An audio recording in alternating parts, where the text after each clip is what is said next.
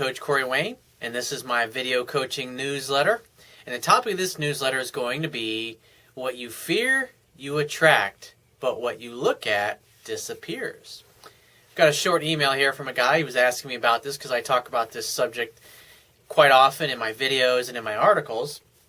And he says, "Hi Corey, your material is awesome all the time, every time. I was a bit skeptical at first because you really don't know if this works until you put it into action.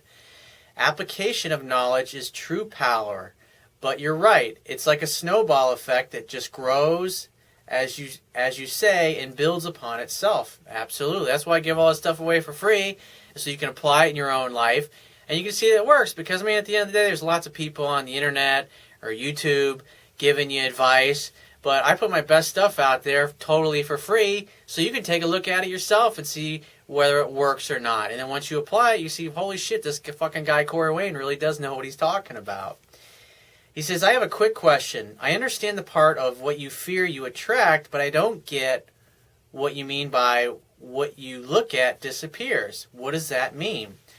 Well, when I say what you fear you attract, what happens is when we have a fear, when human beings have a fear or we're fearful of some event happening that we don't want to happen, human beings, what we will do is we'll do more to avoid pain than we will do to gain pleasure. And so if you're operating from a place of fear, when you make decisions when you're in a place of fear, you're going to make decisions that are not as good, that are not as efficient, that are not as effortless as if you were in a peaceful and relaxed state. And so literally, when you're interacting with women, like years ago when I was very unsuccessful and I get 1 or 2 dates with girls I really liked and then they wouldn't want to talk to me anymore or they'd blow me off, I didn't understand what I was doing to turn them off. And because I had a deep-seated belief that, nobody's going to like me, nobody's going to want me, just because of the background that I grew up in and the fucked up household that I grew up in, I just didn't believe in myself. I didn't think I was worthy, and there were some things that happened, like when I was young, just when some girls I liked made fun of me, I just associated that what they said is confirmation that what I was learning from my parents and my family was that I was basically a big piece of shit and I didn't deserve to have what I wanted and I would never amount to anything. And so that was my belief. And since I was always fearful that I was going to get rejected by the girls that I wanted because there's no way that a girl would call me back if I left a message for her, or there's no way that this beautiful girl that I really like, once she got to know me, would really be into me. And so everything I did and everything I said and my body language and the tone of my voice was impacted by the fact that I was operating from a place of fear as opposed to confidence. And so most of the time what I would do is I would reach out to a girl and I wouldn't wait for her to get back to me because I didn't think she would want to get back to me. So I figured I had to force things and I had to try to make things happen. And so what that would cause me to do is basically come off as being needy and insecure. Now, when I talk about what you look at disappears, I'm talking about facing your fear. I'm talking about having the balls and the confidence that when you leave a voicemail for a woman on her cell phone or you text her, that you have to be patient to wait for her to get back to you. Now, not all women that you like are going to like you, and not all women that you go out on a first date with are going to want to have a second date with you. It's just sometimes you're not going to connect with women, and you're going to feel it, and deep down you're going to know that there's really not a connection there.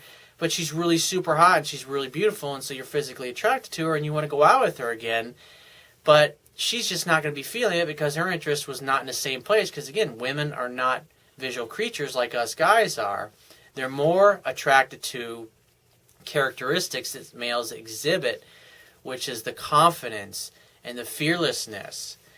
And so when I talk about what you look at disappears, it's basically facing what you fear and having infinite patience to realize that when you call a girl and her cell phone rings 5 or 6 times and then it goes to voicemail and then you leave her a message, you have to wait for her to call you back, because some women will purposely not call you back right away. They may even wait a couple of days, especially if they felt that you were insecure or you were needy, or maybe they were just busy. Maybe they were out of town. Maybe they're a busy professional and they want to talk to you, but they've just got so much shit going on in their lives that they just can't get back to you in a timely manner.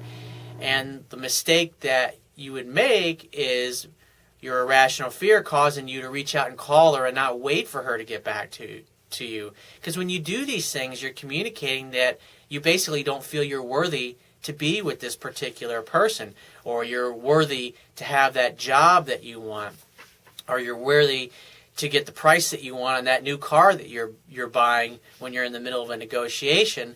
And so instead of waiting for the car salesman to get back to you, you feel like, oh my God, you come from a scarcity mindset. Like if I don't call this guy, or I don't call him back right away, then I'm not going to get the deal that I want.